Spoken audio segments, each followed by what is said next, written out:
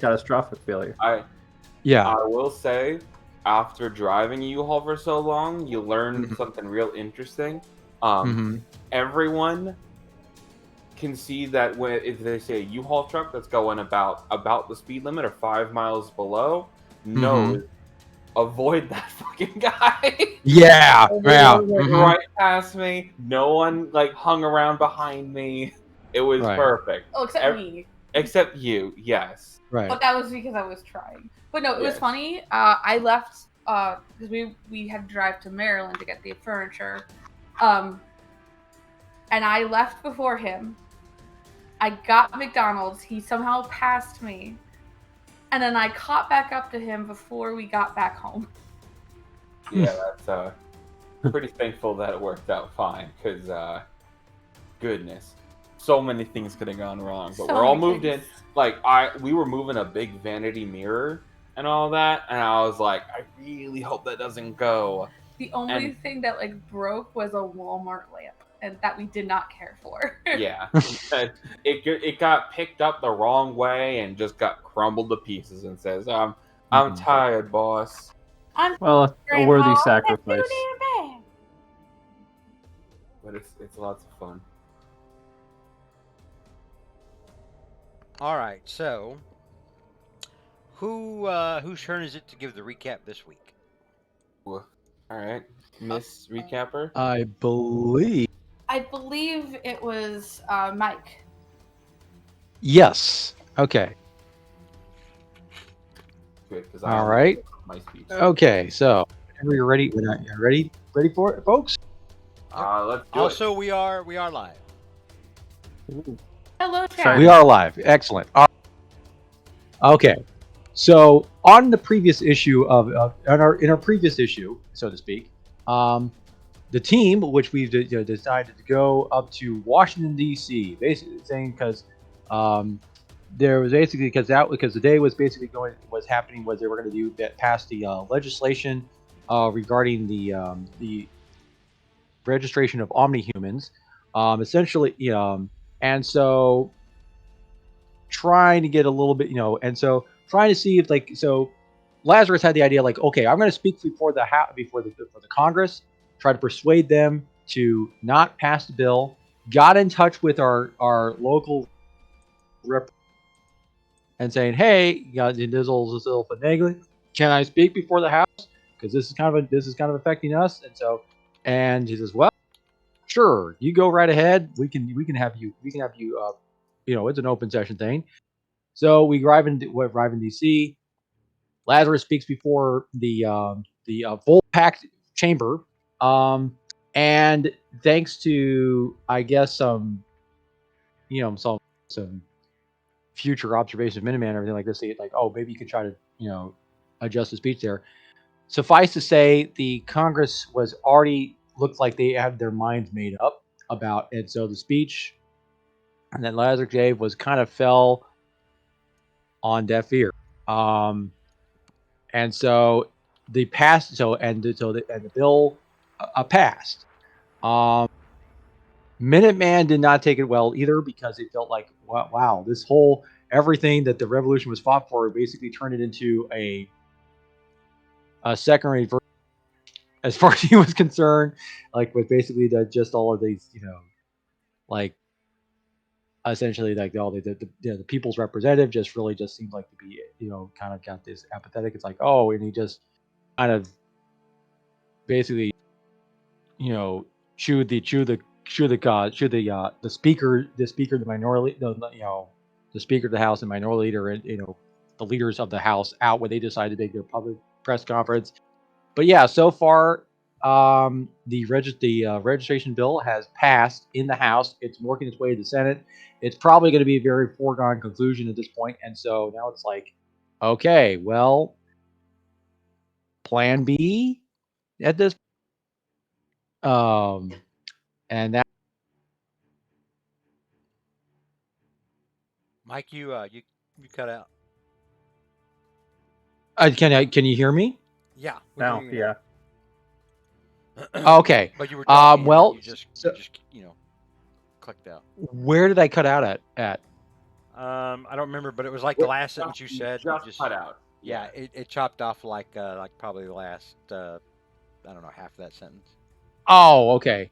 Well, now we're basically going. So now that the Senate, now that the House, that the legislation's passed the House, and now it's going to go on to the Senate. It looks like it's going to be a foregone conclusion that it is going to pass, and it's going to be because it's got and so now we're just kind of thinking, okay, what's Plan B? Because it seems like the registration of omnihumans is going to happen, whether we wanted to or not. All right, so we're gonna say We've decided to overthrow the U.S. government. we're gonna say you guys decide to, or you all this is for some of you. This is this is a pretty big deal. For Dantalion, probably not so much, but for Minuteman, Minuteman is somebody who actually fought in the Revolutionary War. To have a free people, and so suddenly here we are, and Minuteman's learning of political corruption and all this good stuff. So the how party politics works. Yeah. So the last 2 hours of the flight, pretty quiet, as people start looking inward and thinking, about what all this means, and how out of control will this all get. You finally arrive at the airport there in Vanguard, and then the helicopter meets you on the tarmac and takes you back over to Heyman Tower. En route, Lazarus, you get and right now it's probably it's close to like 3 p.m. probably. Well, let me see. We'll say it's closer to 4 p.m. It looks like a storm's moving in, not a freaky supernatural storm like last time, just like a normal storm. So the helicopter ride back over to Heyman Tower is kind of choppy. But while you're en route back to the tower, Lazarus, you get contacted. Hang on here, just a second. Ding ding. Okay, my money is on Minuteman from the future. Sure. Keep the. I mean, hey, it could happen. All right. Sure. You are getting a call from Dr. Droid. Oh. He'll pick up. Says, "Hey Doc." Lazarus, I've been following all the current developments. I've also been working on. I've been working on networking with other super groups, and I've met the leaders of 2 of those groups. I really think you ought to meet them and speak with them. Yeah, sure. This is like super groups, as in like what we are doing. Yes. Okay, that's fantastic to hear. I'm glad that they're reaching out already. I was worried that my speech fell on deaf ears. I'm very happy to hear it didn't. Well, I've had my fingers in a lot of pies, if that's the appropriate analogy, in the last 48 hours. Okay. All right, I'll arrange for them to meet you at the tower. Yes. Send them over. Make sure they bring an umbrella. And he smiles and nods. I'll let them know, although I think they're already en route. Perfect. All right. I will speak with you later. Speak with you soon. Sounds good. Lazarus will look to the rest of the group and says, make sure to look sharp. We're going to be meeting with some other Omega humans soon. Omni-humans. Thank you. So as How interesting. as you get closer to the tower, the pilot tells you that with the winds as choppy as they are, that they're not going to be able to land you on the roof, that they're going to have to make an emergency landing down on the street, sort of in the plaza in front of Heyman Tower. Yeah, let's get the heck out of here. Land this thing. Which is the I bad don't know. news. Ooh. Which I is the don't know bad if I news. can stabilize a heli. But the good news is, because of the rain, there's not a lot of people around on the streets. Thank goodness. And it is coming down in sheets now. It's coming down very hard. Oh my god. So the helicopter brings you down to Heyman Tower. And there are over a dozen people waiting outside the tower. Some of them are flying in the air. Oh, wow. Others are milling about in the plaza. There's a whole group. And Lazarus, you see down, on the street level, you see Dr. Droid down there talking to some of the assembled members. And yeah, so the helicopter lands on the street, lets you guys out in front of the tower, and then it takes back off. Perfect. Where is it Lazarus going? Okay. keep a hand trying to protect, most of his face from the sheets of rain as he's gonna head on over. He'll kind of try and call out through the storm and saying, he's going to say, my God, why am I blanking? I gotta relax. He calls out and says, "Sorry for the weather. Good to see that I had some viewers. And Everybody, come on in." And he'll gesture and try and get the door to open. okay, all right. So Gail is inside at the reception desk, and she opens the front doors, so everyone can sort of pile in and be milling about Mhm. on the inside.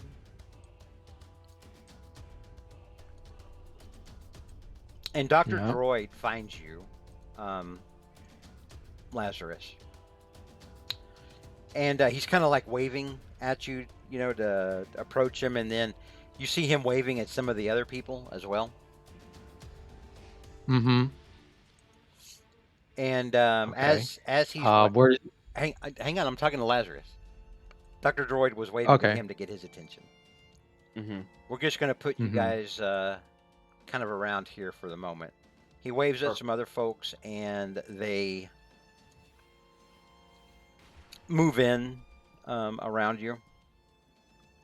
And then Dr. Droid says, "Lazarus, I would like you to meet the Pioneer and Starshine." How's it going? He'll shake hands with either of them and says, "I like your facial hair, Pioneer.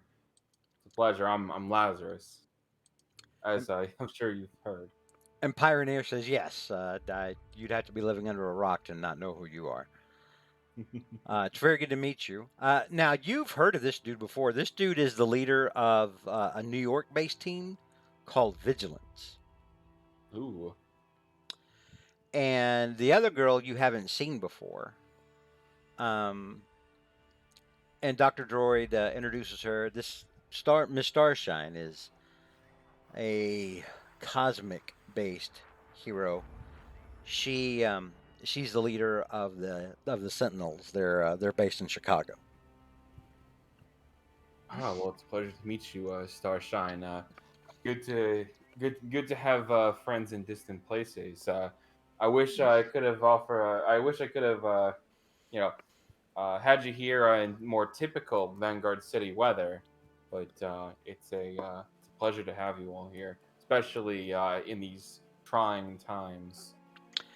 Yeah, this is definitely not the world I thought I would have expected. When I woke up this morning.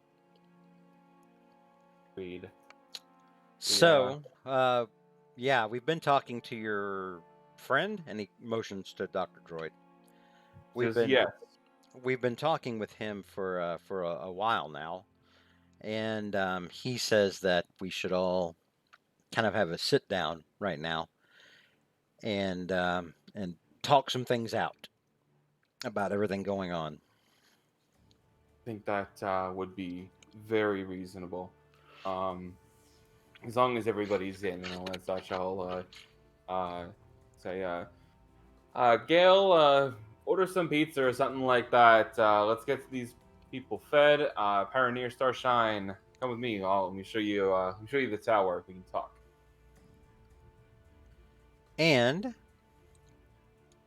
as that's going on, you see a large, hulking figure, probably at least 12 foot tall, and probably half as long from shoulder to shoulder.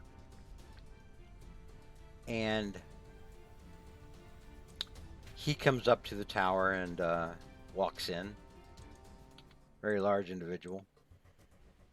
Jeez, he'll look to you two and say, "Are either?" It's a And you see him wave at Pioneer. And perfect. Pioneer waves back to him, and he leans over to you, Lazarus, and says, "That's Master. He's an independent, but he and I go way back. He's a good guy." It's good. Yeah. I'm sure he took a bid. I don't know if they can fly that. Fly him over. All right. Yeah. Let's go. Let's go talk. All right, so you three head into the tower. Now, Dantalion and Scripture and Minuteman, you guys see Lazarus head off with these other three folks. You're down here with everybody else. What would you like to do? Everyone's just sort of gathering right now, like in a double-page Avengers spread where you've got the whole team Okay. and all the reserve members and some other folks who Right. popped in to, have drinks or whatever. Minuteman is kind of curiously looking at this guy here because he's probably got this Patriot guy because he's probably got all his Star Spangled kind of paraphernalia on there a little bit. Patriot, He's by like, the way. Patriot. Patriot yeah. is the guy that is on our title card. Yep. Yep, indeed. His secret identity is a member of the New Indeed. England Patriots, the football team. Yeah. So Minuteman, he actually goes up to this guy, and he goes, I take it you are you're affiliated you're probably more affiliated with this nation than I am. They call me the Minuteman, and you are? They call me Patriot. I have served my country before, not as far back as you have, from what I've heard of you. Just like the last 20 years. But I'm no longer in the service. I mustered out, and I'm just a civilian now. So you were a soldier yourself. Yes. I was, yes. I mean, curious in a little bit like this. So I'm just curious about this. It's like, what engagements were you in?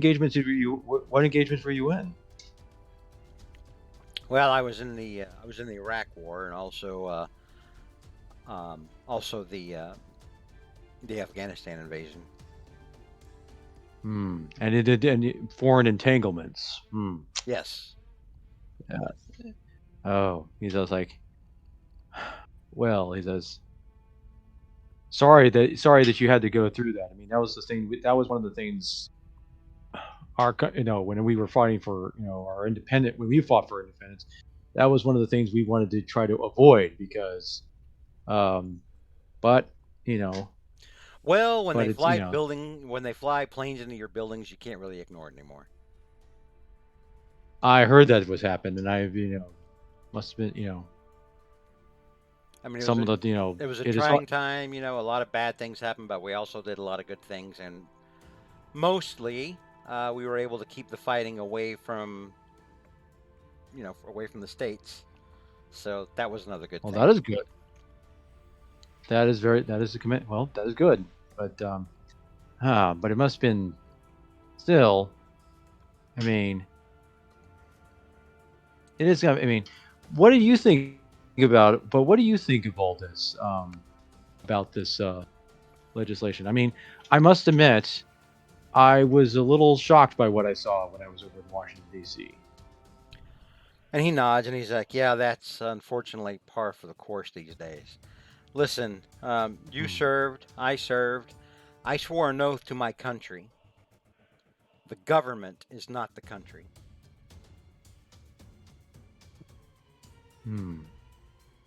And how do you well, is there any way? Well, that's understandable. I swore to mean, protect the it's how do you Constitution, and now I look out and I see frightened citizens not knowing what to do when law becomes lawless. And so Well, that honor and my duty dictates that I take a stand, even if it has dire consequences. I can't sit by and watch the government just run roughshod over civil rights. then yes, I feel exact. I think I feel. I feel. I know exactly. I feel exactly the same way. I think you and I. It sounds like you and I are, although we come from different different times and different experience. I think we have a kinship there. And he nods and he And he it's like, offers you his hand, to shake your hand. yeah, and he shakes his. I was like, and I must say, he says, and I must admit, he says, it's like, I can tell that you kind of, you embody sort of the ideals that basically what I and many like me fought for. So, you know, so very, if there's any way, if you need any assistance or any aid, feel free, I will be more than happy to come to your aid. Sounds good. And if you're ever up in Chicago or anything, find us, say hi. Hmm. Let's see. Now that's what's it called, the place in, yes, I've never actually been out there in the, In the Midwest. I've only been in the mid. Yes, I mean that was more the frontier areas back in my days. Essentially, it was almost unexplored lands out there. A little bit, you know, you know, considered dangerous at the time. For as well, so it'd be interesting to see how much it changed. So, but It's by the way, there's a lot of good people. A lot of good people in the Heartland. okay, okay. Is there any such? Well, is there anything that's is there anything that do you have any? By the way, since I'm sort of relatively new, anything if I did go travel to the Illinois and Chicago in this area, is there anything you would recommend? You know that I should try, like any kind of things I should avoid, or something things I could check out. I am keeping a list of things that of things that of recommendations, and also things of not and things that not recommendations, if you have any. Don't drive through Chicago. Have somebody else do the driving for you. It can be maddening trying to drive through Chicago. The streets are Oh, very I don't know how narrow to and very drive. busy. Well, the only thing I even know how to drive is basically a horse and carriage. So these Yeah, horseless carriages, I think, are definitely out. yeah. Don't do that. You're gonna get shot. Things Damn. not to Okay. do. Don't go on a date with Resurrection Mary. She's a sweet girl. She's a sweet girl, but she's kind of clingy. Duly noted. All right. Cling to life. For those of you I watching take who it she's don't not. get that reference, Resurrection Mary is a what's called like a white lady ghost out there Oh in yeah. Chicago on Archer Avenue. Hmm. She is said to be buried in Resurrection Cemetery, and the story goes that she was at a ballroom, a dancing, a night of dancing with a fella, and I guess they had a falling out or something like that, and she wound up trying to walk home in the rain, and got struck by a car and killed. And Hmm. so she's kind of one of the original hitchhiker ghosts in America. So Oh, a lot of okay. people have claimed that when driving on Archer Avenue and they get close to the cemetery, that they see a girl out hitchhiking in a white dress, and Hmm. when people pull over, they're like, "Do you need a ride?" And she says, "Yes, yes, please." And so, she gets in the car, and then when you get in front of the cemetery, she's like, "Oh, wait, wait, stop here, stop here."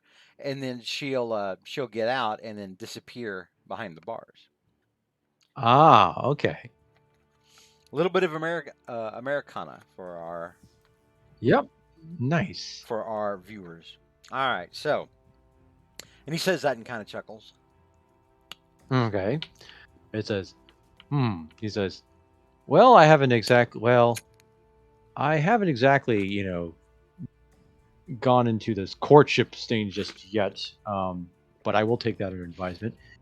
By the way, what group do you, are you all members of the same group here? And he's like gesturing to everybody else.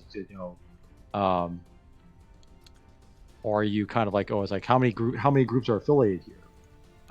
So you're looking at two different groups right now. Yeah. Now, I am with the Sentinels out of Chicago, and he points at the Shrike here at the end. Yeah. Let me see if I've got a picture of the Shrike. The Shrike is kind of like Batman. Let's see here. Oh, I think I've got most of their pictures. Let me change the name of this folder. Give me a second.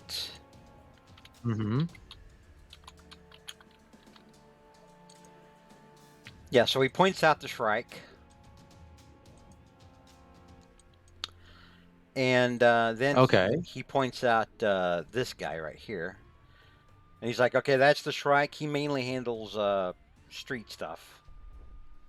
Up there in the sky, the guy with the Widow's Peak and the Soul Patch.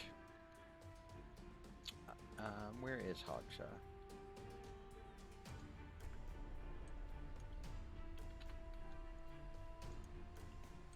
And he's pointing to this individual. Okay. Hogshaw, it's a pupil of High Seer Aldros. I don't know if you guys have met him or not. He's a very powerful. Oh yes, you mean the gorilla man? Well, he's not. I mean, technically, yes, he is a gorilla man, but he's way more than that. Can you imagine like spending your whole life studying magic and the balance of the universe, and everyone says, "Hey, look, a gorilla man!" First time they see you. Yeah. Okay. I imagine this dude probably has heard it enough. He's like Dr. Zaius level of bitter now. Right, anybody says that, and deep down he's like, I hope you die in flames. You're here. Say, all right. Right. And then he said, Starshine is our leader. She went off with your friend. She was the one with red hair. Oh yes. And I don't have art for Starshine. I do. I just don't have it imported into Roll20. And then he points to. I have to go back here because there's so many characters. Even I need a visual reference.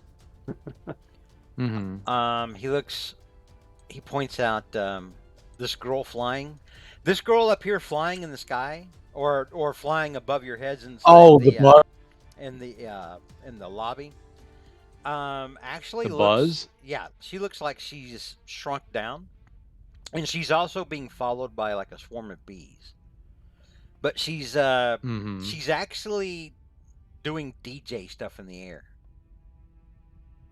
And interesting. The bees kind of react to it. And so he goes, that shrunk down girl up there, that's the Buzz. Normally she's taller than that, but she can shrink down, she can control bees, which is actually more handy than you might think, really. Okay. And then he points out how many more are there? Oh, Paragon. All right. So he points to this girl over here. And he goes, that over there, that's Paragon. She's kind of I don't know, next to me, she's probably our hardest hitter. She and I kind of, dive right into the fray and just start beating ass. She's very powerful, great fighter. Okay. But that's a group I'm in. That's the Sentinels. And you don't, and these other folks you're not as familiar with then. I've heard of them because they're New York, so they got a lot of exposure, kind of high profile. But I've never really worked with a lot of them, except, well, I mean, Masher's not part of them, but I've worked with him before. Okay. And he kind of waves at Masher, and Masher gives him a thumbs up. Make a intuition check, Minuteman. Sure thing. Okay. Yeah, I'll do that. Let's see. Let me get this thing pulled up. 1 second. Oh, boom, boom, boom. Intuition roll. Here we go. Oh, I gotta just use the universal table to do that. Yeah. Intuition, and then. Yep. It's been a while. Okay, remarkable. These are. Ooh, that's a 2. Yep, they definitely waved at one another. They appear to know one another. Yep. Yeah. It's been a long day for Minuteman. Yeah, it's he's probably experienced some jet lag like this. Yeah. So, let's see here. Scripture, are you there? All right. Yeah. So, a young woman walks across the lobby to say hello to you, and she goes like, "Hi, I'm Dynamo. It's good to meet you all." I off my hand and said, "Hi, how are y'all doing today?" Well, not so well with everything going on. It's kind of a downer. I get that. Welcome to our tower. Thank you. Yeah, this is a nice place. Yeah, it's better than better than a lot of things. We got a pretty swanky setup in New York. If you're ever in New York, you should drop by and see us. Definitely. If there's like a con of some sort, definitely need to come down to see. Come up to see y'all. You can always come down to see us if you ever go to Disney World. I've never been there, and I've always wanted to go. Girl, we need to go. I go every week. I have the yearly membership. It is a fun thing. I am Disco's getting a DVC membership, and having them welcome me home every time I go. But I'm just a little crazy for Disney World.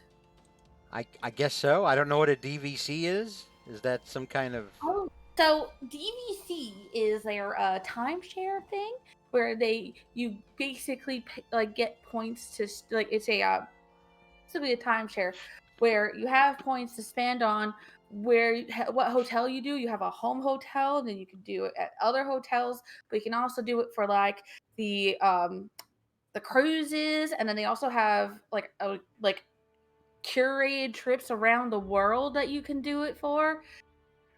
You have to be crazy for Disney to get those, or big family with money.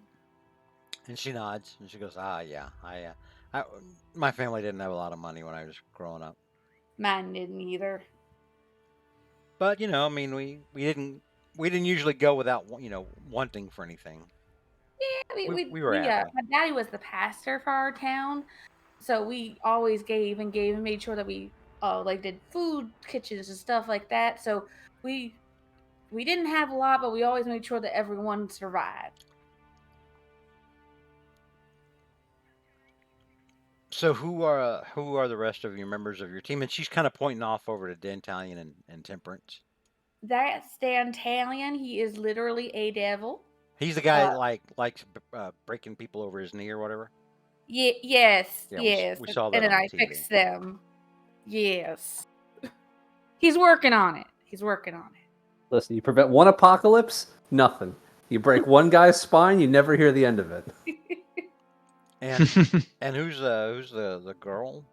Does she point to Temperance? Temperance. She's really cool. She can fly, and she has cool.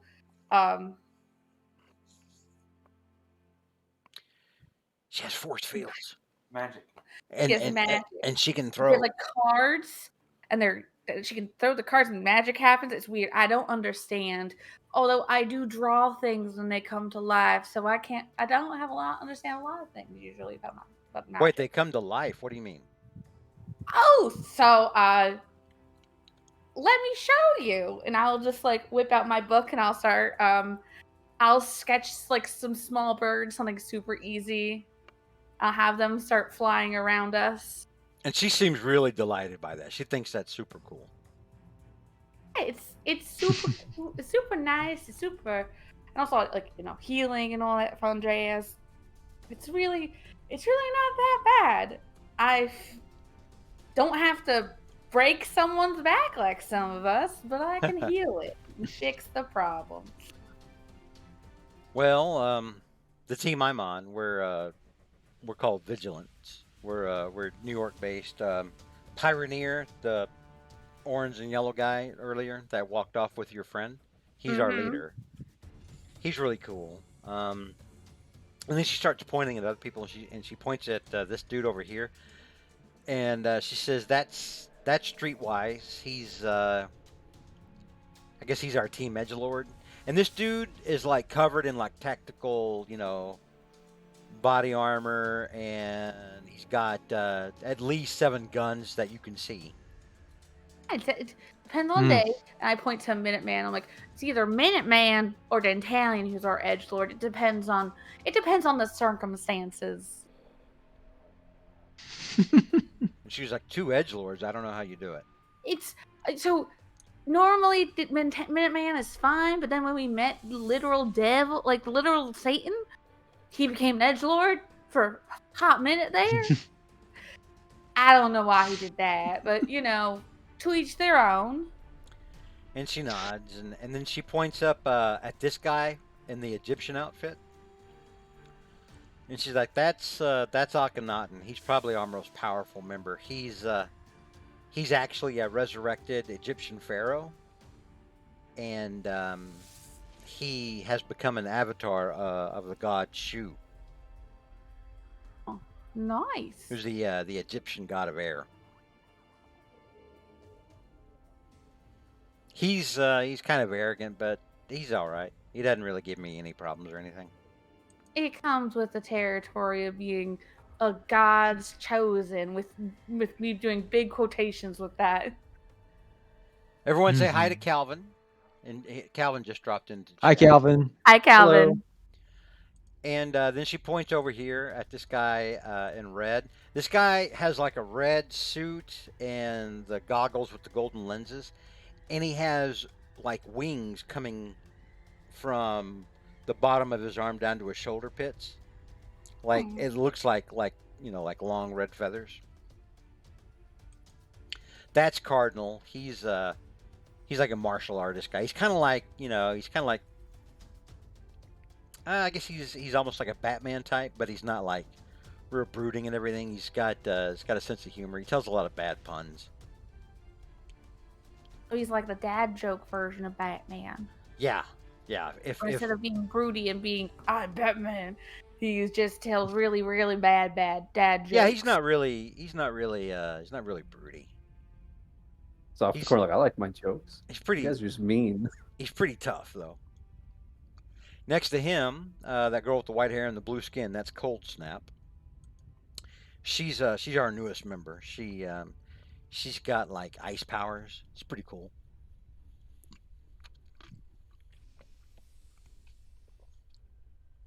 So yeah, that's us. Is the man next to her? Do you know that guy? Oh, that asshole? Yeah, that's Warwolf. He's with us. Damn, girl. Damn. I had a purely work-related interest in talking to him, but now I'm unsure. I have a thing. The thing I did before I worked, I do this. I am an author, and I did illustration, so you can tell how the power of drawing became a thing. Instead of purely work-related question for him. I mean that guy. He leers a lot, you know. If you get what I'm saying. spell it out for me. Like if your costume is showing any bit of cleavage or anything, he's definitely gonna check that out. Ah. And normally, like if you check, if you catch a guy and he's like staring at your cans or something, once he sees that you see him, he'll stop. Werewolf doesn't give a shit. He'll just keep looking. He's very athletic. He's got claws. He pretty much just shreds people. He even kills people sometimes. And we're like, hey, werewolf, could you maybe, not kill people? And then werewolves. We have this conversation with Dantalion. Yeah, and then Hey, he's like, Dantalion, could you not break someone's back on live TV? That guy lived, first off. That informs my decision on who I'm going to talk to get more information for my work. Not Werewolf. He is the villain of my stories. Well, he's not like a bad guy. I mean, he does. Hun, I write romance novels. He's the bad guy in every romance book, sweetie. Oh, okay. I wouldn't know. I don't read those.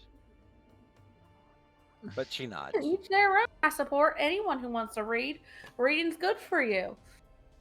Even the dirty kind. Not that I write the dirty kind. I don't write the dirty kind. Not at all. She writes under a different name when she does those. And then you see her look at her arm to a watch that's not there, and she's like, "Wow, look at the time." It was a good meeting you. It was lovely meeting you too. If you ever want to come to Disney, I'm the girl for you to make sure you have a fun time. If I ever need a smut riding tour of Disney World, I do not write smut. I never said that. Alrighty. And she nods and smiles and says, well, again, it was a great meeting all of you. And then she flies across the lobby, and you see her talking to... She lands between Cardinal and Streetwise here. All right, so back up in the meeting room.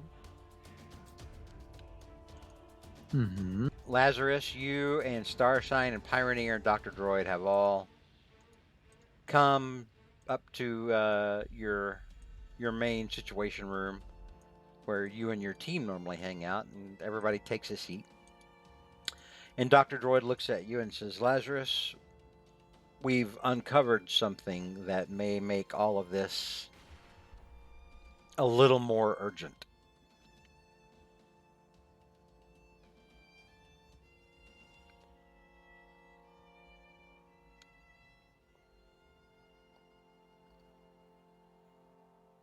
Then says, obviously, with us, getting registered on a list, and everyone, and the U.S. government obviously showing a lot of concern.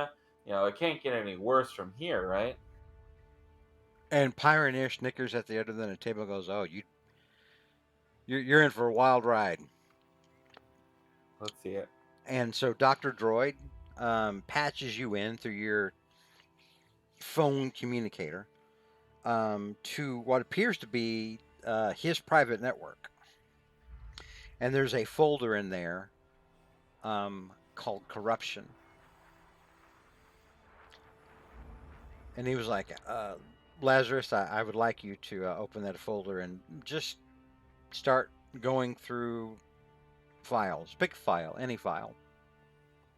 Good. He'll tap on the folder, and he'll, as long as this is okay, he'll flick like the top file towards like the hologram to see if it pops up. So everyone can read with him. That seems cool. So it shows you a picture of a senator. He is approximately 80 years old, and so he's young for a senator. Well, this is one thing Minuteman learned. These people get in office, and Dianne Feinstein just died, and she was 90. She's been in the Senate for 1,000 years. Yeah. Yeah. And he goes, "This is Senator Wade Coleman of Nebraska. If you'll go through his folder, you'll see where his career aligns with bribes that he was taking from oil companies and weapon manufacturers." Great. He'll start kind of browsing through, skimming most of it to see, and then he'll kind of scroll all the way down to see if there's anything in regards to the on the Human Registration Act. It's on the Human Registration Act. Yes. Okay, good. Well, it's called the Omni-Human Security Act. On the Human Security Act. Thank you. Yeah. So as you go through more and more of these files, you're startled to see that almost every senator in the Senate, at one point or another, has been bribed or coerced in some fashion, either through sex or power or any number of other things, having an airport named after them. And it is a staggering picture of corruption. And then that's just the Senate. Then you start to get to the congressional files as well. Goodness. And you don't see anything like recent that like ties them into the vote that they're doing today. But with the pattern of corruption that you're seeing, you're understanding now that every one of these representatives that gets voted into office, none of them are serving their constituents. They're just serving themselves and padding their own pocketbooks. They don't necessarily, it's like, they're more than willing to let the middle class die in flames, in economic flames. It doesn't matter to them because they're getting wealthy. Yeah, they have, what do they have to lose? He's just gonna keep after 5 or so looking for anything redeemable. He'll just stop and you do see another folder in there, and the folder is named external. Like, can I go into that one? This external file? Yeah. So you open up the external file, and each file is a country. And as you start to go through the files, you open the one for China first. And you start to see now how many current politicians and past politicians are taking bribes from China for things like, business access, all, just about across the board, industry, resources, some military stuff. And they're not even keeping it domestic. And Dr. Droid looks at you and says, it paints a very troubling picture. And Starshine looks over at you and says, yes, Pioneer and I have both been going over this now for the last 3 days. And Pioneer... Oh, go ahead. What were you saying? He'll kind of like keep browsing at this, and then he'll just look to those two and just say, how'd you get this? And Pioneer points at Dr. Droid and he's like, well, your friend has been collecting a lot of this stuff, something he explained to us. But I've been doing my own investigations now for a decade. Goodness. Well, this is so much damning evidence to everything. It shows it's rotted to the core. The entire government is owned by... He'll just browse through the externals and just say... They're owned by whoever's paying them at any given moment.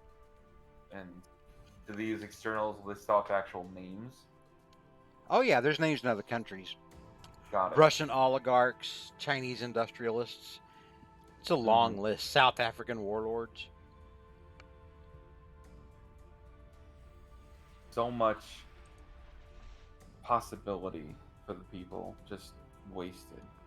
Just because these politicians just want a third yacht, I suppose. He kind of looks to those two and all that such and says, I appreciate, one, your confidentiality, that this isn't already all over the news or otherwise. And also, coming to me with this first.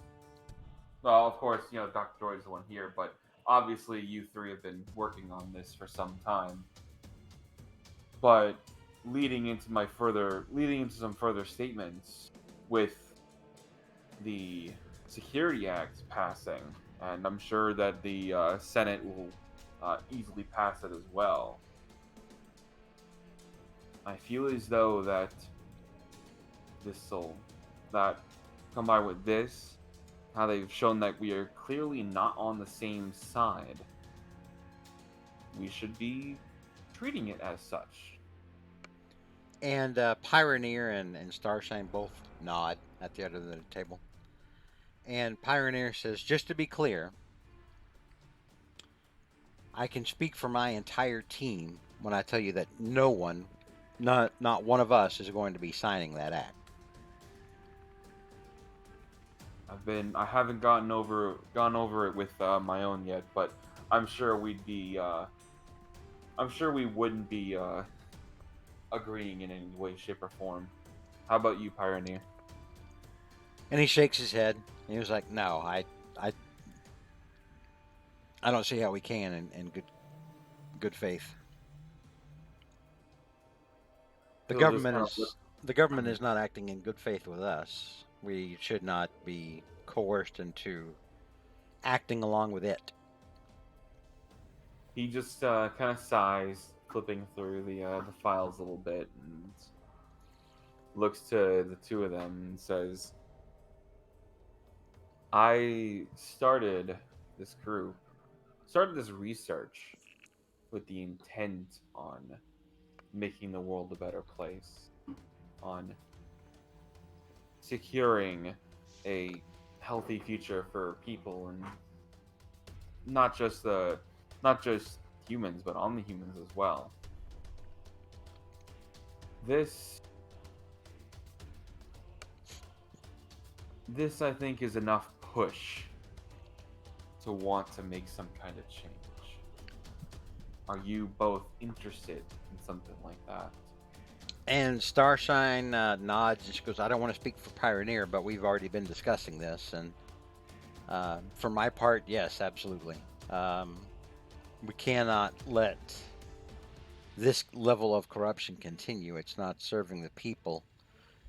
It's hard watching your whole country fall apart. You know, you lift up the top layer and then you discover everything below it is rotten."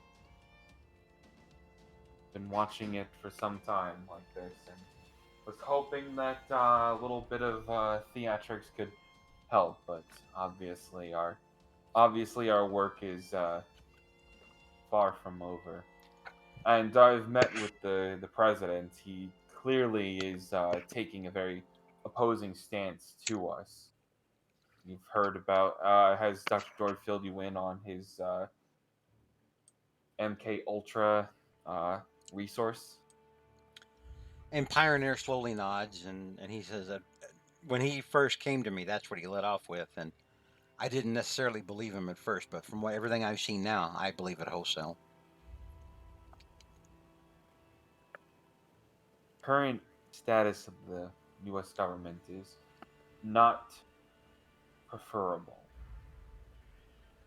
I'm going to need to talk with my group a bit, but I want to confirm some things. This conversation does not leave the groups here. This is a very delicate situation, and I know that my lines are attempting to be tracked and traced. Why we're not going to talk about this on the phone or otherwise. Meetings and such are important, but keep the verbiage light. Secondly, we're going to be figuring out what we should be doing. There is of course these problems occurring, but combined with this list of wait, hold on. I'm gonna quickly scroll on through names. I'm gonna try and find the congresswoman that actually got us. Congresswoman Lynn Halsey Taylor does not appear in the files. Perfect. Thank you. I knew I voted for her for a reason. All right. So she seems to be on the up and up. Her fellow representatives probably look down on her for that, for being a straight shooter, but she apparently is the real deal. Well, we have an opportunity to step in and make some changes. We have the vision for it. We literally have a revolutionary soldier who, if I ask him, will immediately condemn the current status. Using that and, the right words, the people of the U.S. might think, oh wow, if the founding fathers didn't want this, we could we gotta do it right then. There is probable cause. I don't know if that's the right term for this situation, but there is reason to do this. And what we can do is we could do a lot of things. We could control. We could try and find out these benefactors and uh, cease their dealings. That would definitely put a lot of the politicians on the back foot. But that just means that eventually the problem will come back. I'm not in the business of making of temporary fixes. Are you all kind of catching my wording? And Pioneer nods and goes, I think I'm picking up what you're throwing down. If we do this, it has to be all the way. All the way. Like, people have to be put in prison, and there have got to be changes made to prevent this sort of thing going forward. Good. I'm glad we're on the same page. We just need to make sure that everyone's on the same page. My group is. I don't want to speak for Starshine, but from what I've gathered from her, I think her group is. But we have to be ready for what happens next. Mm-hmm. We have to be ready for their response to this, which could come as early as tomorrow when we don't all show up to register. I'll make sure everyone's ready. Try to only communicate in person, or however way that can't be traced. We want as much opportunity as possible. This is how the humans secure themselves in the future. And they both nod. Good. I'm glad to have gotten to know each of you, and I'm sure we'll have a very bright future ahead. All right. We have to be prepared, Pioneer says, for a lot of contingencies, because even if it gets that far, right? If we take this route and we wind up toppling them, there's going to be, in the early days, there's going to be an infrastructure nightmare of anything for a moment. There could be food shortages, etc. Civil unrest, because this kind of thing is going to be scary for a lot of people. Lazarus will kind of think for a moment and say, then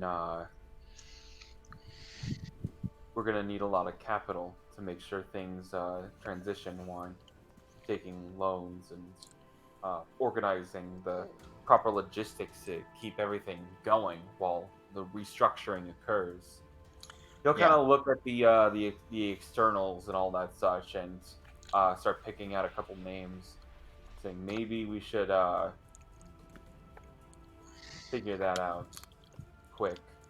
And Starshine looks at you and goes, I've got some Canadian contacts that have assured me if everything is as dire as we're thinking it might be, they can help open up supply lines for food. But they can only do it for so long.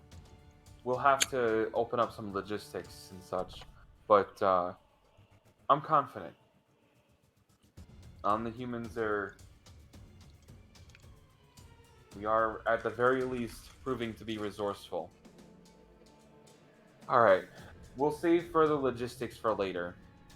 Right now is time for confirmation and action. I'm ready to make changes. I'm ready for changes to occur tomorrow. Are you both ready? Yeah. The minute they realize we're not signing anything, I think that's when they're going to try to put on a show of force and come after some of us. You'll kind of think for a moment and then say, I'm going to talk with my team. Droid, keep up their contacts. As long as we're all in agreement, I'll send you both a message. Just three words. It's going to be indecipherable, at least, till changes are made. If as long as my team agrees, I'll make sure you go both hear New World Order. And Pioneer nods and kind of strokes his goatee, and he's like, "Very well." And Starshine looks at you and she nods. Agreed. All right. I expect as long as everything's in agreement on your guys' side, send it back and we'll make changes as soon as we can. And Starshine nods. He goes, "Yep, I'll make sure my team is prepared." And Pioneer says, "I'll do the same." Right. Good. All right. Go make peace. Do what you need to do with your groups. I am gonna call mine up. All right. We'll be talking soon. They stand up from the table and they nod and wave, and they're like, "All right, we look forward to hearing from you." Look forward to hearing from you. And then they move off. And how would you like to summon your team? I'll just buzz them up. Just I'll call down to Gale so they can send the vanguards up. And Dr. Droid gets up and he's like, "Would you like me to stay here for this?" I would. All right, very With a well. lot of info, and you have been exceptionally helpful here, Dr. Droid. Well, it's what you made me for. And I continue to even be surprised. And he says, I never thought this would affect me, but from the way the registration is worded, it would include me as well, and I don't wish to sign anything." You won't have to. I'll make sure of it. All right. So, the rest of you that are downstairs with the other groups, you get the message from Lazarus that he would like to speak with you up in the HQ.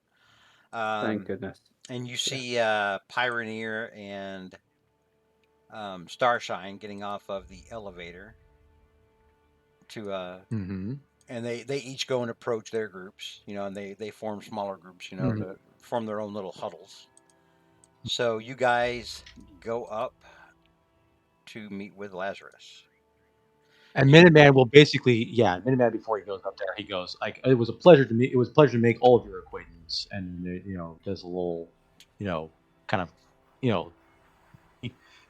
18th century kind of like flourish there before he goes up. Yeah. And the big Yeah. superhero, the one they called Masher, that came late and was referred to as an independent, he waves back at you and says, "Yeah, take it easy, man. Minute man." Yep. Another minute. Okay. And all right.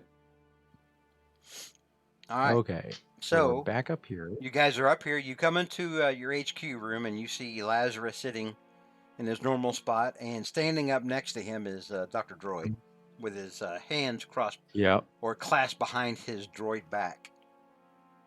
Is like scrolling through the documents that are still on the hologram, so everyone can clearly see all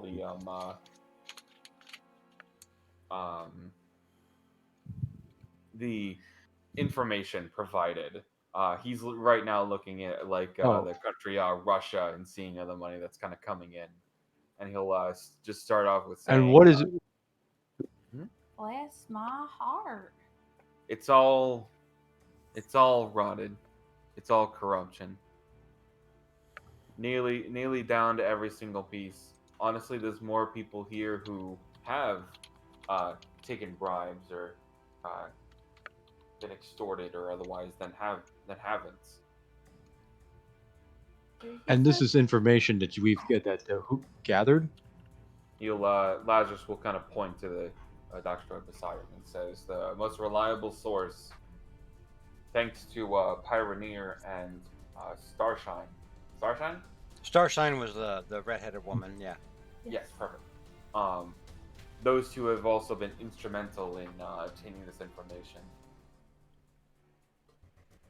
So this is not public. No, it's not.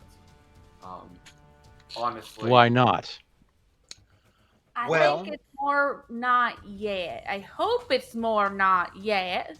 And Dr. I hope Droid, we're going to use this information. Dr. Droid points to the files that are just kind of, being skimmed here on the hologram. And he says, well, if you look hard enough into the flow of money, you will see that a lot of the congressional representatives and senators are in bed, literally and figuratively, with the media. Most likely what happens is if a reporter comes across a money trail and goes to a senator or congressman's office saying, oh, hey, I'd like to get a quote from you about this, they will most likely be paid to hush up as well. Or coerced in some But other are there fashion. not any? Well, I mean, this internet that you get, but I've heard that this thing with the internet thing that there are places for that is definitely public not going to turn any heads in a particular way. There's a passage of legislature that means certain telecom companies can control who gets to see what. And I'm sure if I scroll far enough, and there they are, our competitors, some of my competitors. Yeah, that wouldn't really help. What about the president? well, Is he you on can the list, I'm assuming? Oh, I didn't even look. He'll just do president. The president is on the list. There you go. And the thing is he's on the list with a lot of. He shows up in like the country files, in the external, what the folder that's called external. Mm-hmm. He is getting money and other support from our allies, but also from adversaries like China and Russia. It's all of it, all bad. He'll kind of look to everyone and saying like, I don't even know, like, what to do with this. There's so much. It's almost too much. Even if we showed this to the common person, like, there's literally too much. There's too much corruption. Everyone will think, oh well, that's just how it works then. And Minuteman, I think you know for just sure curious. that it's not how that's supposed to work. No, it's not. Just out of curiosity, these files and information that you've been able to get that we're able to gather. Is there anyone in particular that seems to pop up in a lot of the in these in a lot of them? Like, externals yeah, or have you started to search? What I'm thinking of is, does Saint Germain pop up in any of these things? It's a common thread. Saint Germain is see the church. If the church is paying people off, but Saint Germain's name probably wouldn't be on there. Well, you never know. Have you take tried? Have you asked as Dr. Droid? Has his name come up in any of these? I mean, cross reference. Can you reference his changer names with all those who are currently voted for the registration, or who have basically voiced there that they were going to vote for I don't registration? even know if they had to get paid off for this. Like, man, let's remember, the Omnihumans are probably just some of the people who can actually do something. They probably just did it to make sure that they stay in power. And listen, Saint Germain's also an Omnihuman, so he wouldn't really want this. Yeah. Unless Dr. Droid says, unless he was wanting that sort of instability so he could capitalize off of it. Very true. Speaking of capitalizing on it, he kind of looks at everybody and says, like I said, it's all bad. It's all rotted. It's all corrupted. There's too much. There's literally too much. There's no, like, fixing this. This is like a car where the frame is rusted. That's kind of the core. It's like you losing your skeleton. There are ways to go from here, but I'm sure you all can understand that they aren't exactly, easy and surgical. They're world changing. Yes, scripture. They're world changing. And this isn't even counting the rest of the world. This is the US. The major superpowers is afforded to the highest bidder. I created this team so we can fix that. So we can fix the world, so we can make things better. My focus was on the media and how the day-to-day is so bogged down. But honestly, this is the core. This is the core problem. I'm tired of doing temporary fixes. That's not going to fix anything. What is going to fix things is going on every one of these lists and taking away their power. What will follow? Citing this information and starting over.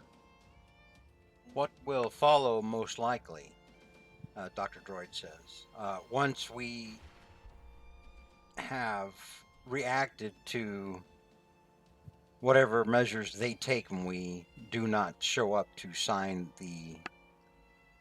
when we show up not to get when we don't show up to get registered.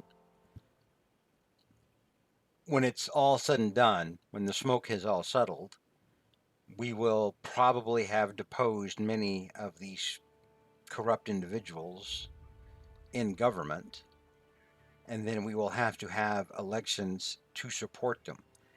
In that period, we will have to vet every possible candidate for corruption, for past corruption. That's something. And then Minuteman says, just out of curiosity, what does it take to become a politician these days? Like you run for higher office. I think. Knowing the right people. Most of the times, the parties will go to individuals and say, "Hey, you'd be a really good senator," or "Hey, you'd be a really good Congress representative." And then they'll put money behind. I only ask because, right. I ask because I'm mostly a soldier, not a politician. But do not take this the wrong way. If there was somebody who could run for a higher office, why not yourself, Lazarus? Lazarus, why not run for? Why not? There's some stuff you did in college. I was kind of saving that for later. I wanted before we start going any further into that, I wanted to hear your guys' opinion on this. Dentalian, even though I know you don't really have a hat in this game, I trust your judgment. So far, I trust your judgment here. The legislation would still affect Dantalion because you have to register and prove citizenship. Not a citizen. Not a human. Also, everybody, say hi and thank you to Barrymore, who re-upped his subscription. That's 12 months, a whole year. Hi, thanks, Barry. Hello and Hi, thank you. Barrymore. Thanks. Yeah. Thank you, Barrymore. Yeah, that's awesome. All right, please continue. Yeah. Talk amongst yourselves because I'm going to get it. Well, before Drake Miniman's comes right back. Yeah. Oh, And Miniman's like thinking, it says like, well, why? Well, Lazarus, why not? I mean, you have money, you have influence, you obviously care about the omni-human rights. You clearly have the president. You already have the current president's ear. Corrupt. Why not run? I mean, I understand that there is an election coming. There is an election coming up. Why not run? I'm sure that if I I'm sure if I showed any outward appearance, next week there would be legislation about if you were omni-human. if you wanted to run for a seat, you would have to like take a DNA test and prove that you're human and not omni-human or something like that, or at least to be registered and everyone can actively look it up, and then they can just smear omni-humans and then they just be right out.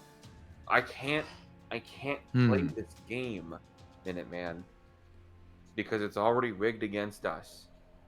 There's people pulling the strings with more money than I have, getting this to go.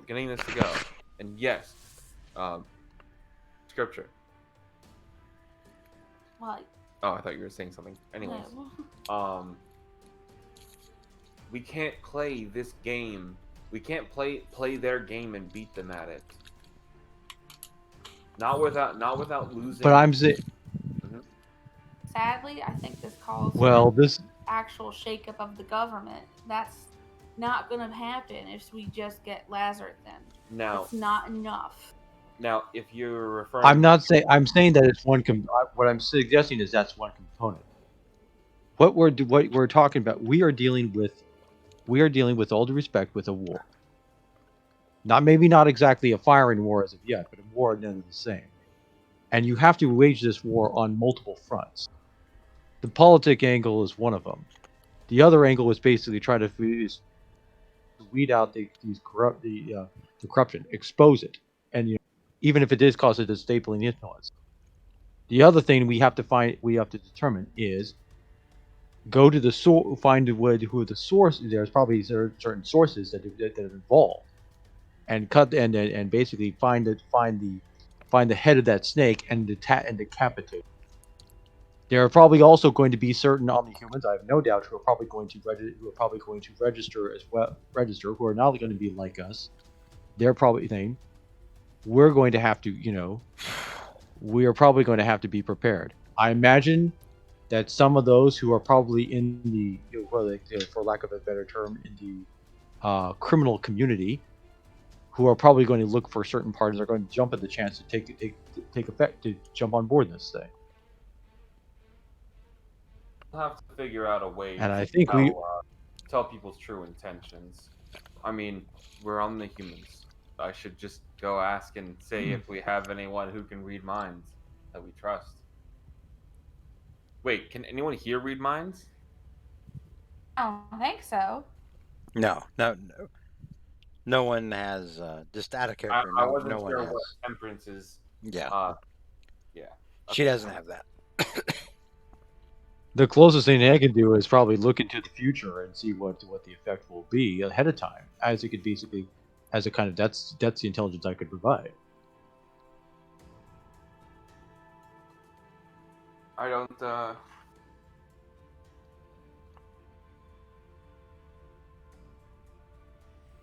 I think I definitely can see myself helping making decisions and running whatever is after this, but I don't plan on running some kind of election for a little bit. We have to, like, when the founding fathers stepped in, they weren't elected when they were writing the Constitution, right?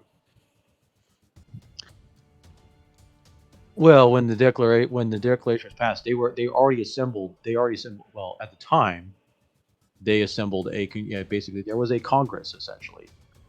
granted, it was a Congress of essentially that they just assembled. Actually, It was the a initial Continental goal was to Congress. try to petition There was a Continental Congress. Continental Congress, yes, the Continental Congress was and they were attempting to petition Kane, while at the same time they were already there was battles being already engaged. The declaration that was written was basically a sort of as a means of last resort after numerous petitions and to the monarchy. In this case, we are talking about the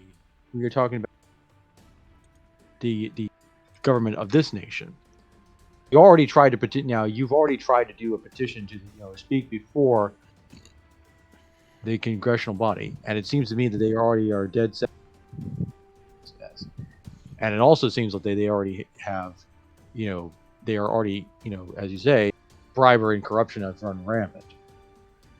My question is the thing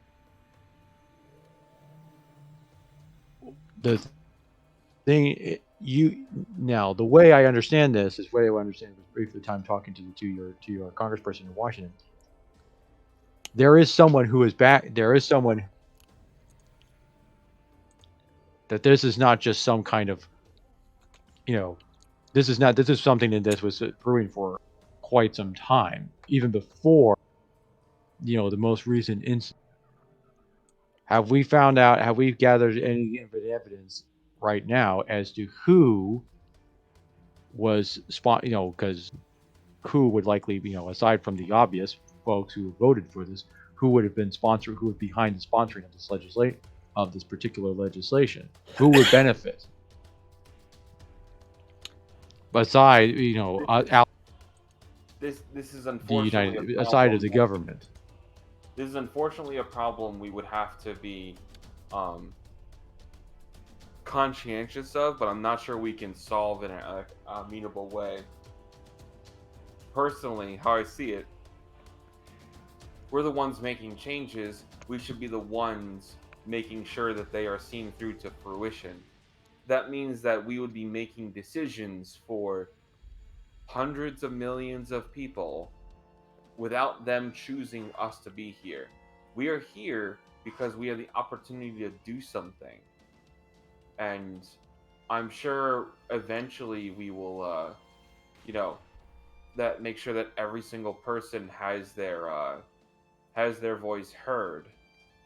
But I can't, I can't in good conscience demand that to happen yet, because the people that they are voting for, may not be the people that we want running things in this very trying time. I'm happy to once this is all over, as long as people enjoy people enjoy how I ran things, yes, I'd love to do that. Honestly, after the speech earlier today, I already softly decided that politics might be where my skills are needed. So I'm not too worried about that. I'd be more worried So for the about time that we have, I'd be more worried about what we do tomorrow when we don't show up and sign on the dotted line. Because I think it's quite once the government has any idea active resistance. that we aren't going to be agreeing, I'm sure we're going to, at the very least, bring the National Guard to this tower, and at most fire a few fighter jet rockets at this office right here. Well, then, Dr. Droid, do you have any other? I mean, well, Dr. Droid looks at you, Lazarus, and says, if any sort of action is going to be taken, like a decapitation strike to depose all of Congress and the president at one moment, that's the best case scenario. The longer it gets dragged out, the higher the chance of National Guard and Army getting involved. Kind of thinks for a moment, says, when is the when is the Congress in session next? They're still in session right now. They'll be in session tomorrow, and for the next, at least for the next 2 months. From what we know, the president's still in D.C., right? He is. He will have to sign the legislation once it passes the Senate. Okay. If we're going to do it, I would greatly prefer us to amicably apprehend the people who aren't in agreement to us, using this list as a helpful guide. But it should be tonight. And Dr. Droid rubs his metal chin for a moment and says, I would advise against that. Why is that? If we were to strike first, and by we I mean the Omnihumans, I think it's going to go worse for us with the public than it will be if we weather whatever first moves they make against us and then retaliate. Sympathetic party, which means we need to at least take a little bit of a, at least to the public, looks like an L. But if we are strategic about it, it's not really an L. So we should do a... What is it? What was that ship in the 1800s? The Maine? Mm-hmm. We should do a Maine? A USS Maine?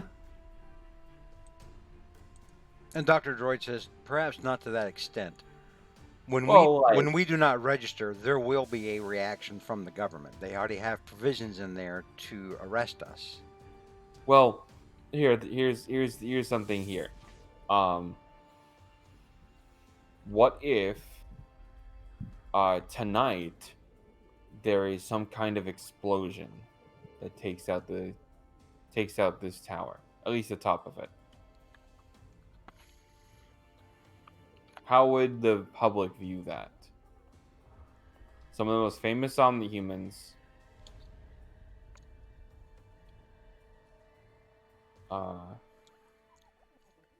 suddenly getting attacked, and people don't even know what happened.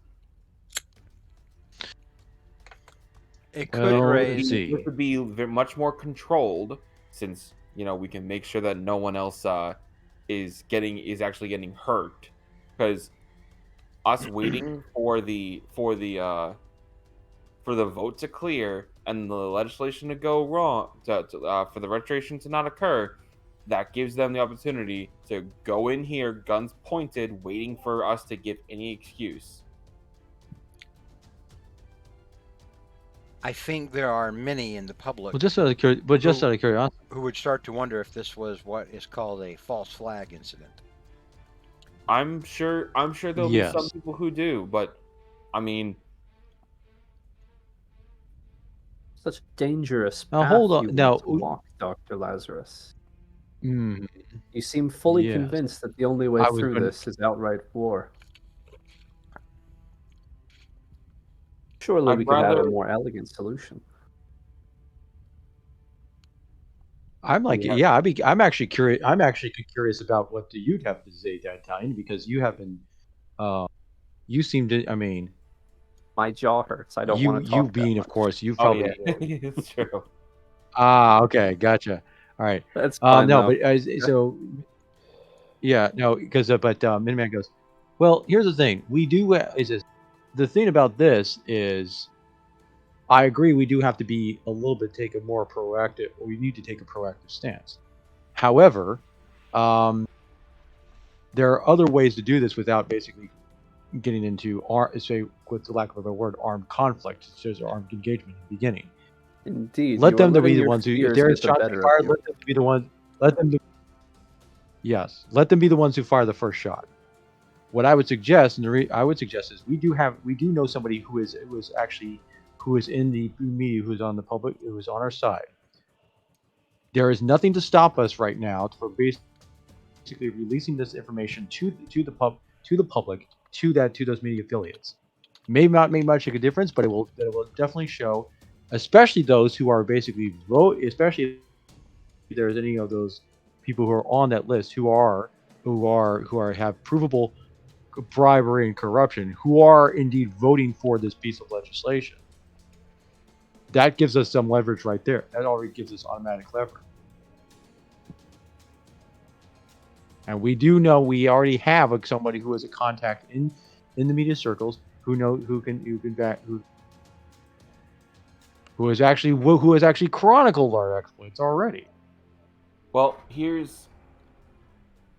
if we wanted to go a more subtle approach, what we need to do immediately is secure this. He'll go to the documents, go to the external, saying there's a lot of lists, there's a lot of names on here, but who control quite a bit of capital. If we take this list and seize some of these, assets, then the people getting their paychecks will suddenly realize, wait, they're not going to they're not going to get their share unless they start listening to us. The other alternative is this. The other alternative. You say that there is a possibility that if this legislation, there's a strong likelihood that if this legislation passes, that this tower will be attacked, and if we refuse to sign, this tower will be attacked. Yes. Sorry, one more time. We have it so that essentially, if something happens to essentially one of basically this tower or something like this, that that information that Dr. Droid gathered will be automatically released. Make that clear to your friend, the President of the United States, ahead of time. I'm sure he probably has a vested interest in not seeing this information go public. Alternatively, if you wish to hold on to that information until perhaps a more advantageous time, I have an alternate solution. I propose we consider moving headquarters. Now that hell is no longer frozen, that's also a we can easily move much of our equipment here through the night. We can bring what's essential, and I will welcome you in my domain. That is such a cool idea. I guarantee you they would have no jurisdiction. So hard to find fault with it because literally living in hell. And then I assure you, it won't be a permanent measure. Experiencing that, I mean, I'm here in Vanguard City. Dr. Droid raises his hand and then looks at you, Lazarus, and says, "That could be a measure that backfires with the public." Yeah, not to say that there's anything negative about you, Dantalion, but siding with the devil, I feel like we'll lose the vote of the Bible Belt. What about that other land that we visit you? Not hell, obviously, but the other the monkey dimension. Kamartaj. What was that? Was it called? It was called Jahakan. What was the name? I can only open a portal to hell. Why not set up a temporary base of operations there? They obviously also, in the case, if I understand it correctly, they seem to have the he seems to have the capability of if we're not only keeping tabs on our world, but also transporting us to various parts of Vanguard cities and else. That would require us to have High Seer Aldros's cooperation.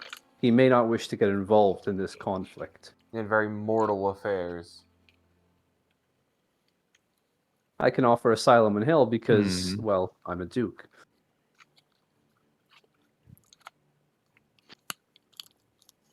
But should we need a place to fall back to... the other alternative would... That'll be the name of Dan. Well, the other Talian's alternative first would be metal that. album, Asylum in Hell. Yeah. Well, I suppose the other alternative instead of headquarters there, but I'm not sure if you We can make necessarily our have him headquarters be, at the food court in the mall. get him to call in the crossfire. That's true. We do have corn dogs there. We can easily access. Yeah. I think perhaps, Dr. Lazarus, Well, I mean, you're trying to attack this problem from the wrong angle. The real power lies... These people only have as much power as the people allow them. If we can swing the public opinion to our side, then they will have little power to enforce this new act.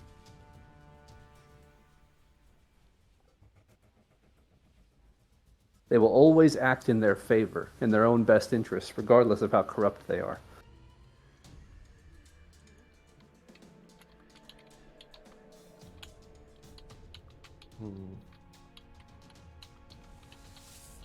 That information you have can go a long way towards taking away some of their support.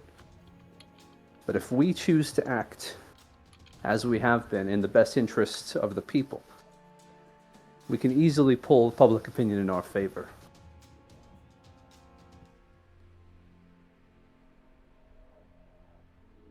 Italian, the public opinion, the court public opinion, is very hard to change once you get it. And yet, what is the alternative? Going to war with the United States government? We don't. The United States government has the largest military for a reason. Yes, there's some weird oversight issues, and they have their own weird stuff, but it's still the largest military in the world.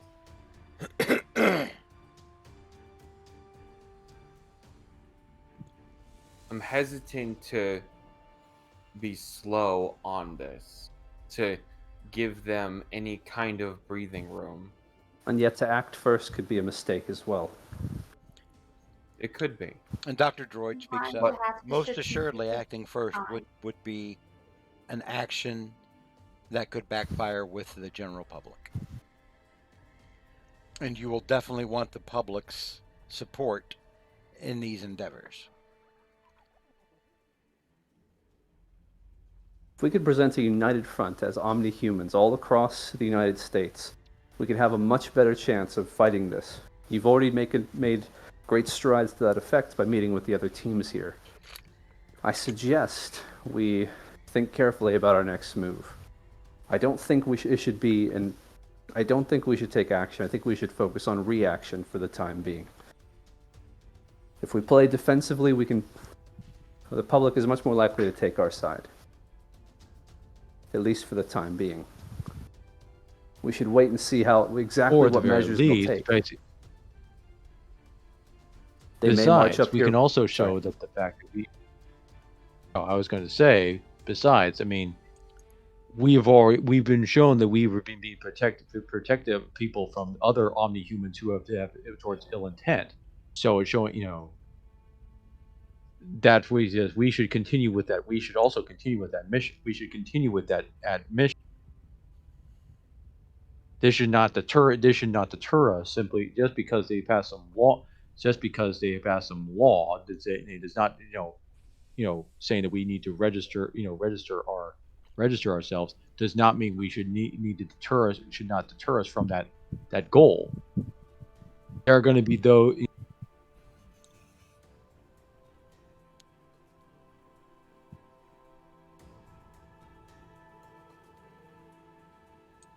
That was all I can say. You cut out a bit for me. Can you hear me? Sorry. Yeah, you cut out. Okay. I was saying that just because we should still pursue the other, renegade Omni, basically the other Omni, basically the villains. I mean, this should not deter us from doing that. And I also will say that there's, you can also essentially do this. It's like if there is a monetary angle to this, where these people who are voting for it, why not just cut off? Do ways to basically cut off the funding, especially if it's coming from illegal sources, or someone who is basically a centralized bank, if you will, essentially. It's like something to the effect that there is that So the source of they obviously are getting their money from someplace.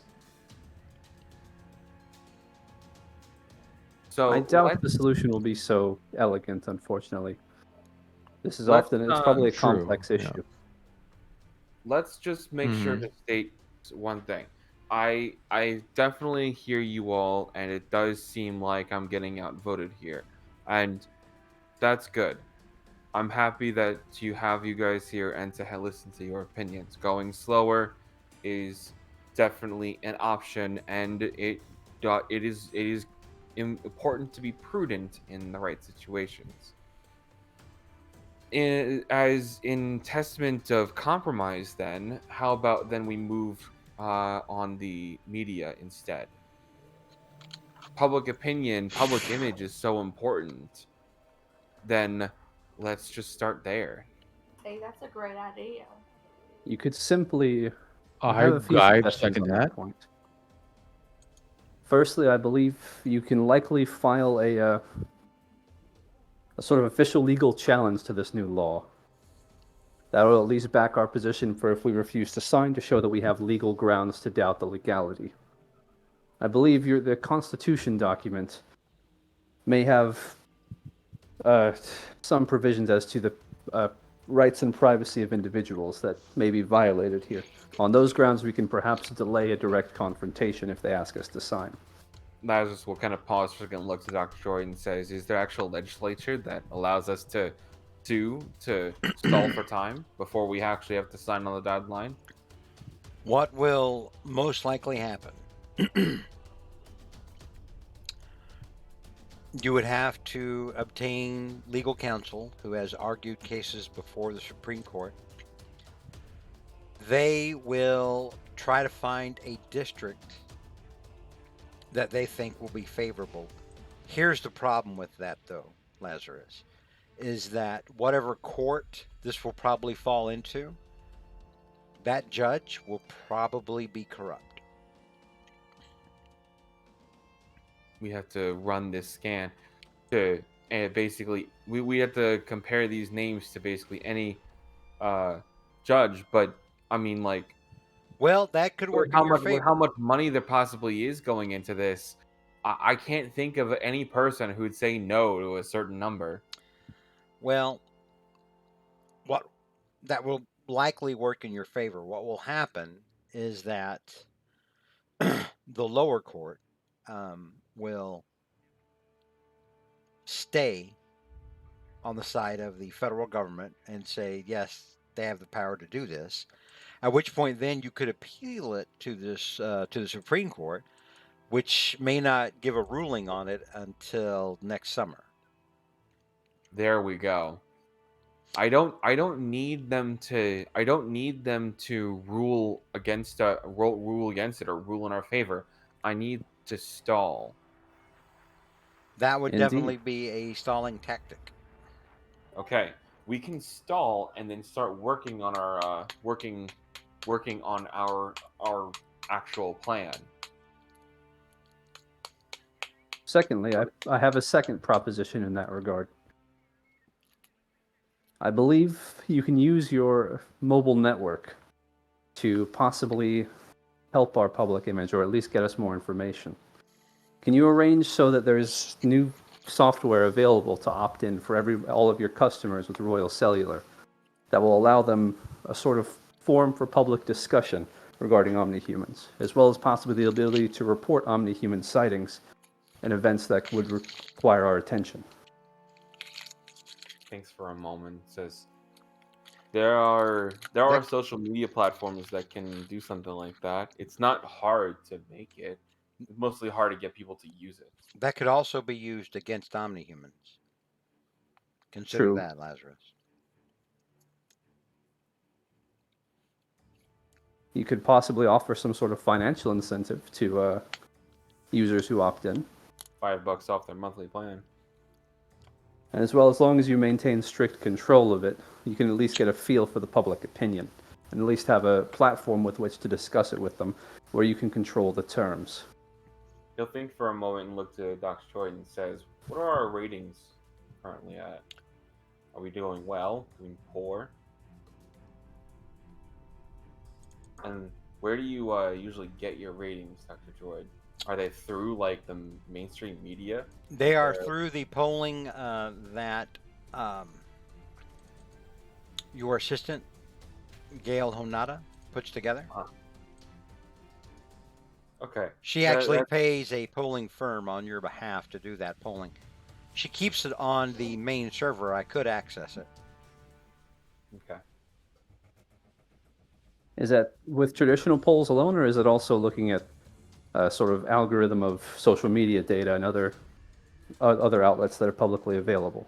They do take what Ms. Honada calls a heat index of social media to see how much antagonism there is being generated on social media towards omnihumans. Glad I hired a communications major for this. Yes, Miss Honada is very effective at what she does for you. You should consider giving her a raise. You know, just kind of like, did she mention that? No, Miss Honada okay, has got not it. mentioned that. Just based on the work she does for you alone and the quality of that work, you Perfect. should. Um, You are lowballing her. oh, Currently. bumper up 10%. Thanks. I will make the change. Perfect. Anyways, so more importantly, I like that idea in Italian. I'm not sure if it'll be worth much of the effort. I do think keeping that control and keeping that pressure on the and knowing that the pulse, the reviews of what people really think of us is important. I think with what we have with Gale is adequate for now at the very least. Miss Honada has good instincts also about what the public will react positively and negatively to. Good. She's our own Nostradamus. But he nods. Anyways, so and then he says, "Me nodding is in no way an indication of me giving acceptance to the notion of clairvoyance or anything of that nature." It goes without saying. It goes. Anyways, so that kind of brings me back to my original quick point. I agree with you all. There should be some slower pace, but I want to focus on at least keeping the media there. In case you guys didn't know, quite a couple decades back, there's a city like police that actually dropped like a bomb on like some of its residents, and like you don't see people rioting in the streets, you know, begging to shut down the state, shut down the capital, and all that such. It's still there. You guys can look that up. That's Philadelphia. But there have been multiple incidents as you describe, actually. Exactly. So, and what I think really controls it is those news reports that come out after, or if it's talking about like a sudden explosion, police are looking into it and all that such and such, or is it, the state just dropped a bomb on innocent civilians, that first impression, that what you get on your what you get in your 140 characters or less is so important. Oh, is it 400 characters? I can't remember. Anyways, I think it's 400 now. 400, yeah. Having that, making sure that all the news that we make is in our favor, will mean that our slow process is always taking steps in the right direction. And doing that, they won't be able to just hand wave it off just like in other situations. So if we're going to go slow, I will agree to that so long as we get as long as we get the media handled first. Looking for my files, am I able to find like I guess CEOs, CFOs of like major news outlets and all that such on there? You see where it looks like they're, according from Dr. Droid's research, they are getting paid off much like the senators and Congress representatives are. They're getting them from a wide variety of interests, from defense contractors, different industry concerns, overseas. They're getting money from overseas as well. A lot of money from Russian oligarchs and Chinese industrialists. Mm-hmm. Well, going that path, if we have the media on our side, if they put 2 cops sitting out front outside the tower, I'm sure we can have the news say that we're being like intimidated by law enforcement, something like that. Anything could be spun in our favor. So if we want to go that slow route and focus hard on that approval, getting a thumb on media is the right way to do it. You must also consider we will be facing opposition from members of the armed forces and from police officers who are just following orders and doing their duty. Any sort of injury or casualties among them could be something that blows back on your efforts with the public. And that's why Indeed, trusting the media is a risky maneuver. There are just as many interests that could very well overwhelm whatever efforts we try to make with money and power and leverage.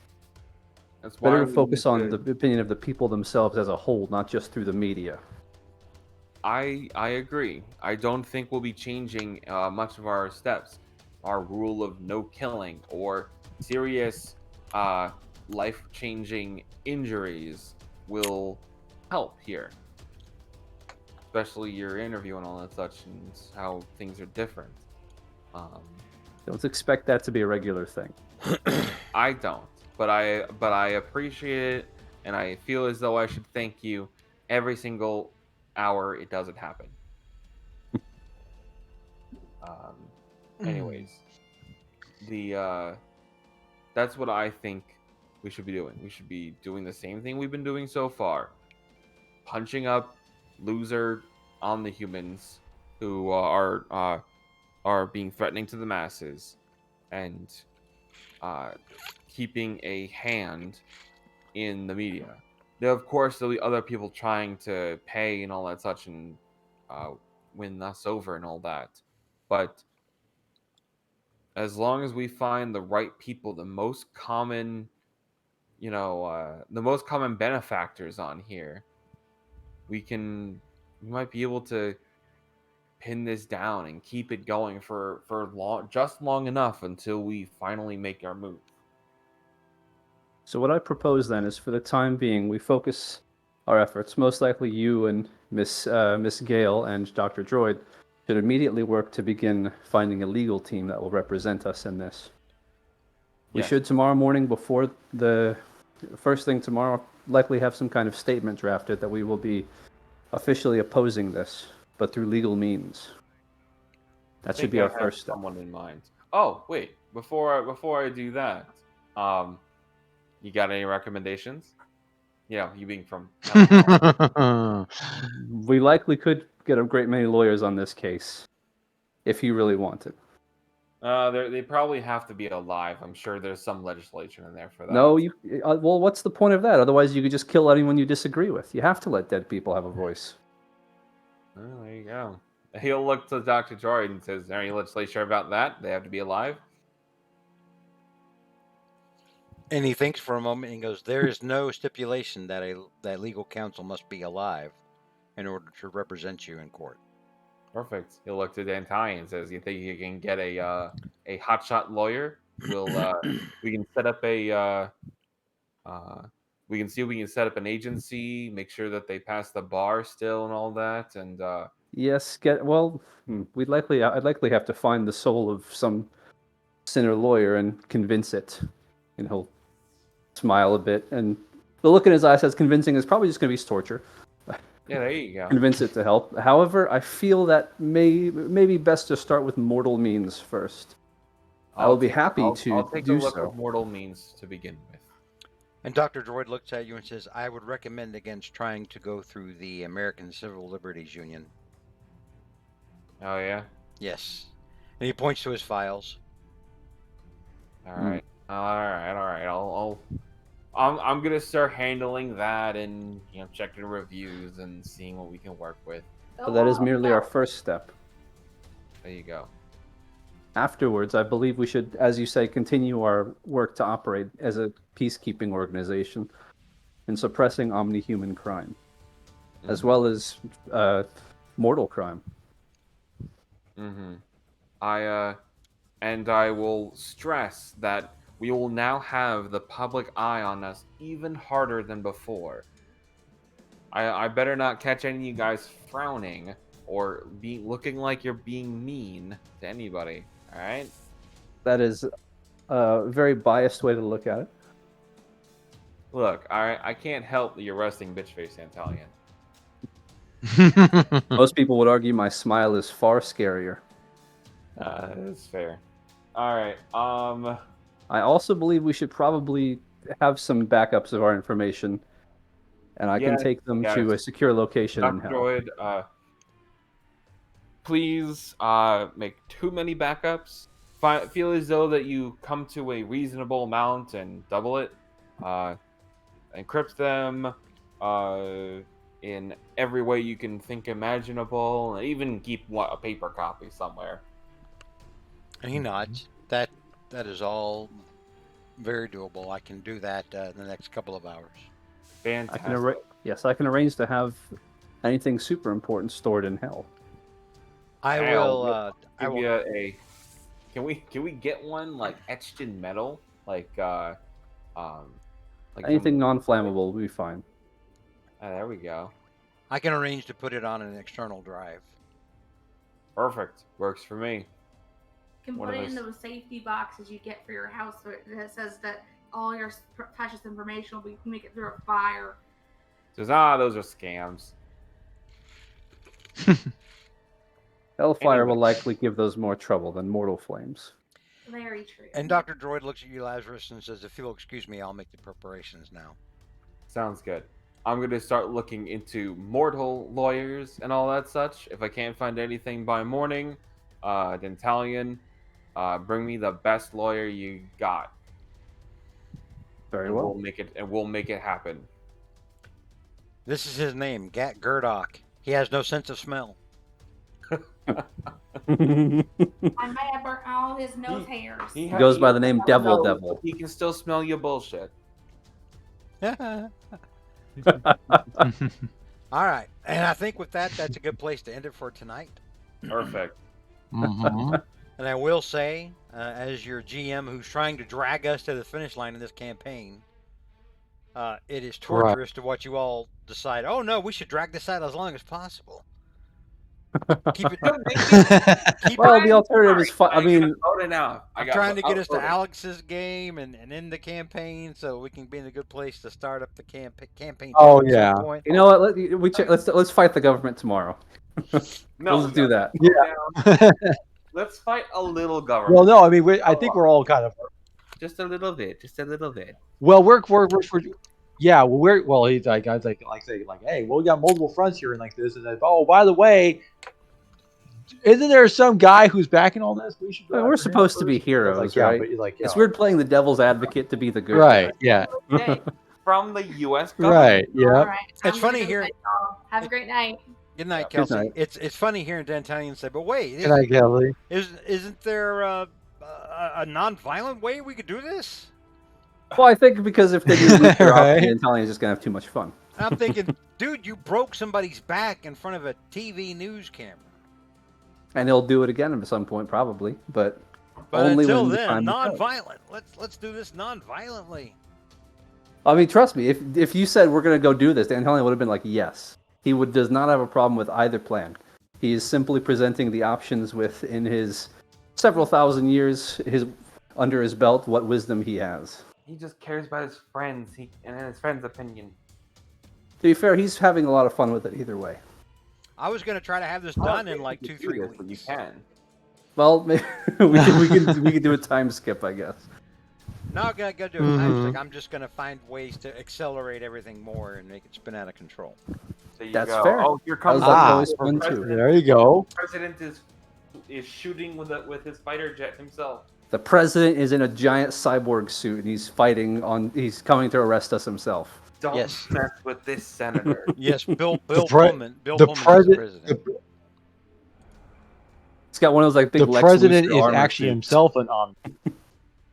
No, the president himself is an Omni-human. And he's trying to do that's this to a try to twist. eliminate the other competition from the rest of the other to try to eliminate his potential competitors because he's like, oh, I feel like there's gonna be like some. It's like, huh? There's gonna be at least one team of superheroes that folds and becomes like the state go-to team. There's gonna be Oh, some well, superhero here's on the thing. superhero violence. I'm totally expecting something like right out of X-Men. Like there was a group in X-Men, like the bad guy villains called Freedom Force, who were comprised of like the former members of the Brotherhood of Evil Mutants. But they were like, hey, we're going to work with the government because, we get amnesty for all of our, amnesty for all of our various crimes and activities and everything like this. So there was that. That was a thing. Also, Suicide Squad. Yeah, like have a. That'd be interesting. But I think there are probably like some superheroes who are like I'm expecting who will do it like for good reasons. Like yes, Omni-humans are dangerous, and we should try to make sure that they're under control. And they will, even themselves being Omni-humans, register. They'll be like the Iron Man to our Captain America. Yeah. All right. Well, we'll figure Otherwise, it out. yes. We'll see what Yeah, happens very next much, week yeah. then. And everyone have a good week, and we will see All right. you all next Monday. Monday. See you, everyone. All right. Yeah. Later, everybody. You have fun. Goodbye. It was fun, guys. Thanks again.